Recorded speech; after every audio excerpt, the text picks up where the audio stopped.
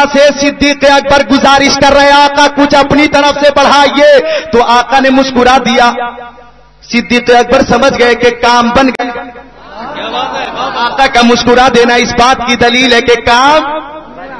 ایک بوڑھی آ گئی نبی کی بارگاہ میں، آقا قیامت آئے گی؟ آقا نے فرمایا میزان عمل ہے، آقا نے فرمایا پل صراط ہے، آقا نے فرمایا قیامت کا ایک دن 50,000 سال کا ہوگا، آقا نے فرمایا نفسی نفسی کا عالم ہوگا، باپ بیٹے سے، ماں بیٹی سے، بیوی شوہر سے، ایک دوسرے سے اعزا احبا اقربا بھاگ رہے ہوں گے۔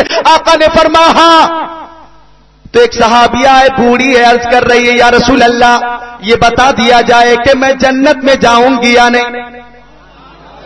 تو پیارے مصطفیٰ نے فرمایا جنت میں کوئی بوڑھی نہیں جائے گی۔ اب رونے لگی بوڑھی، یا رسول اللہ میں نماز کی پابندی بھی کرتی ہوں، ماہ رمضان کے روزے بھی رکھتی ہوں، مالوں کی زکات بھی دیتی ہوں، شوہر کی خدمت بھی کرتی ہوں، آپ کی چھوٹی چھوٹی سنتوں پہ عمل بھی کرتی ہوں، لیکن آقا میں جنت میں کیوں نہیں جاؤں گی؟ زارو قطار رونے لگی بوڑھی تو مسکرانے لگے معراج کے دولہا، بولو مسکرا کر سبحان اللہ۔ بوڑھی رو رہی تھی، سرکار مسکرا رہے تھے۔ ضعیفہ کی نظر پڑی کہ مختار کائنات فرما روائے کونین آقا باعث تخلیق کائنات جب مسکرا رہے ہیں تو اس کا مطلب یہ ہے کہ میرا کام اب بن گیا ہے۔ اب ضعیفہ بھی مسکرانے لگی تو اب آقا نے ایک دل نواز تبسم کے ساتھ فرمایا اے ضعیفہ تم جنت میں جاؤ گی، لیکن اللہ تعالیٰ فرماتا ہے جنت میں بھیجنے سے پہلے اللہ تعالیٰ بوڑھی کو جوان کر دے گا، وہ حالت جوانی میں داخل ہوگی۔ اب مسکراتی ہوئی آقا کی بارگاہ سے یہ مژدہ سن کر نکلی۔ فاضل بریلوی کی نظر جب اس روایت پہ پڑی تو ہمارے مجدد ہمارے امام پکار اٹھے، جس کی تسیکی سے روتے ہوئے ہنس پڑے، جس کی تسیکی سے روتے ہوئے ہنس پڑے، اس تبسم کی عادت پہ لاکھوں سبحان اللہ سبحان اللہ۔ اب ترجمہ سنیے، حضرت انس فرماتے ہیں آقا نے فرمایا 4 لاکھ لوگوں کا وعدہ اللہ تعالیٰ نے فرمایا ہے۔ صدیق اکبر نے گزارش کی، آقا نے مسکرا دیا۔ صدیق اکبر سمجھ گئے کہ گنہگاروں کا کام بن گیا ہے۔ اب آقا نے دونوں ہاتھوں کا چلو بنا لیا اور چلو بنا کر زمین کی طرف اشارہ فرما دیا اور ارشاد فرمایا اے صدیق میں نے آپ کی گزارش قبول کر لی ہے اور 4 لاکھ لوگوں کو بڑھا دیا ہے۔ بولو محبت سے سبحان اللہ۔ بخالت مت کیجئے سنی بھائیو، ذرا بلند آواز سے بولیے سبحان اللہ۔ آقا نے 4 لاکھ لوگوں کو بڑھایا، اب کتنے ہو گئے؟ 8 لاکھ۔ صدیق اکبر نے پھر گزارش کی آقا جنت آپ کی ہے، مالک جنت آپ ہیں اور بڑھا دیا جائے۔ آقا نے پھر دونوں ہاتھوں کا چلو بنایا، زمین کی طرف اشارہ فرمایا اور ارشاد فرمایا اے صدیق میں نے آپ کی گزارش قبول کر لی ہے اور 4 لاکھ لوگوں کو اور بڑھا دیا ہے۔ آواز بڑھائیے، محبت سے بولیے سبحان اللہ۔ 4 لاکھ لوگوں کو اور بڑھا دیا ہے، اب کتنے ہو گئے؟ 12 لاکھ۔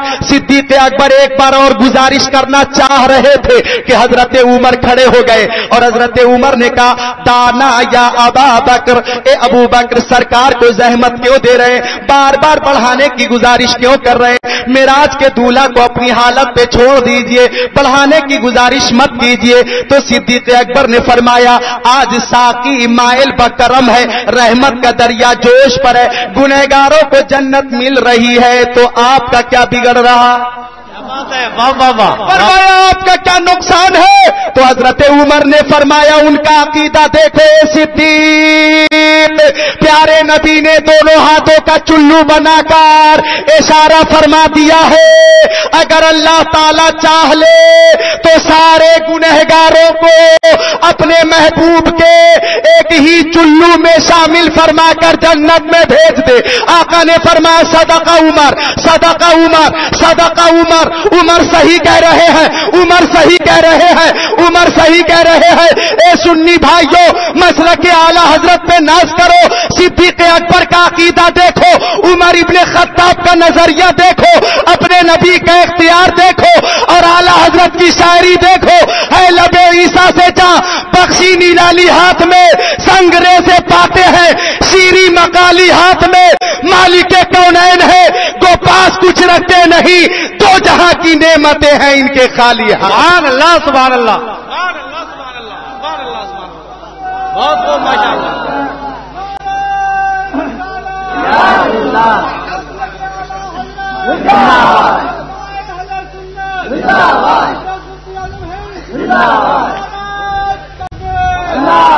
اور فرماتے فاضل بریلوی، ہاتھ جی سمت اٹھا غنی کر دیا، ہاتھ جی سمت اٹھا غنی کر دیا، موج بحیرے سماحت پہ لاکھوں سلام.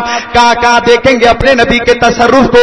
آج کچھ بدعقیدے کہتے ہیں کہ نبی سے کچھ مت مانگنا، مانگو گے تو نکاح ٹوٹ جائے گا. لیکن سنیوں کا عقیدہ یہ ہے، مسلک اعلیٰ حضرت یہ ہے اور مسلک صحابہ یہ ہے کہ عزت ملتی ہے نبی کی چوکٹ سے، عظمت ملتی ہے نبی کی چوکٹ سے، دولت و ثروت ملتی نبی کی بارگاہ سے. کائنات کے خزانے کی چابی رسول ہاشمی کو دی گئی ہے. مشکات شریف بابن فی المعجزات صفحہ نمبر 544 سطر 1 2 3 کی حدیث پاک. ان جابر قال جاء رجل الى النبي صلی اللہ تعالی علیہ وسلم یستطعمه فاطعمه شطر بسق شعیر فما زال الرجل یاکل منه وامرأته وزيفهما حتى قاله ففني فاتى النبي صلی اللہ تعالی علیہ وسلم فقال لو لم تكلوا منه لاكلت منه ولقام لكم او كما قال رسول اللہ. حضرت جابر جلیل القدر صحابی ہیں، وہ فرماتے کہ ایک صحابی آقا کی بارگاہ میں آ گئے، عرض کرنے لگے آقا میں بھوکا ہوں، میری بیوی بھوکی ہے، میرے بچے بھوکے ہیں، شدت بھوک سے ہم پریشان ہیں. آقا آپ کی بارگاہ میں اس لیے حاضر آئے ہیں کہ کھانا دیجیے. صحابی عرض کر رہے ہیں کہ آقا میں آپ کی بارگاہ میں اس لیے حاضر آیا ہوں، کھانا دیجیے. حضرت جابر فرماتے تھوڑا سا جو تھا پیارے مصطفیٰ نے عطا فرمایا اور ارشاد فرمایا جو پیس کر روٹیاں پکا کر تم بھی کھانا، اپنی بیوی کو بھی کھلانا، اپنے بچوں کو بھی کھلانا، پڑوسیوں کو بھی دینا، اللہ کی راہ میں صدقہ بھی کر دینا. غربا مساکین مفلسوں کا لاش مل جائے تو غریبوں کو بھی دے دینا. سبحان اللہ. اور مچل جانا تو درود کا نذرانہ بھیج دینا. عقیدت سے بولیے سبحان. اب حضرت جابر فرماتے صحابی جاؤ لے کر اپنے گھر پہنچ گئے. فرماتے روٹیاں پکا پکا کر میں بھی کھاتا تھا، میری بیوی بھی کھاتی تھی، میرے بچے بھی کھاتے تھے، اللہ کی راہ میں صدقہ بھی کرتا تھا، لیکن جاؤ میں کمی نہیں ہوتی تھی. توجہ کرو حضرات، کچھ بدعقیدے یہ عقیدہ پھیلانے کی کوشش کر رہے ہیں کہ نبی کچھ دیتے نہیں. سنیوں کا عقیدہ یہ ہے کہ اتنا دیتے ہیں کہ کبھی ختم نہیں ہوتا. فرماتے صحابی کئی کنٹل میں نے جو تقسیم کر دیا. دست مصطفیٰ کی برکت یہ تھی کہ جو میں کمی نہیں ہوتی تھی. سبحان اللہ. اگر کوئی بدعقیدہ اس حدیث کو غلط ثابت کر دے تو حضرت علامہ قاری امانت رسول کے اس اسٹیج سے میں اعلان کر رہا ہوں کہ حوالہ اور حدیث غلط کرنے والے کو 1,00,000 روپے میں اپنی طرف سے انعام دوں گا. مشکات شریف حدیث پاک کی معتبر کتاب ہے، صفحہ 544 سطر 1 2 3 پر یہ حدیث پاک ہے کہ فرماتے صحابی ایک مدت مدید تک ہم استعمال کرتے رہے. دست مصطفیٰ کی برکت یہ تھی کہ جو میں کمی نہیں ہوتی تھی. سبحان اللہ سبحان اللہ سبحان اللہ سبحان اللہ. لیکن حتیٰ کالہ ایک دن صحابی نے جو کو ناپ لیا، بولے آپ بھی بولے، ناپ لیا، وزن کر لیا، پیمائش کر لی، ففنیا جو ختم ہو گیا. عقیدت سے بولے سبحان اللہ. جو ختم ہو گیا.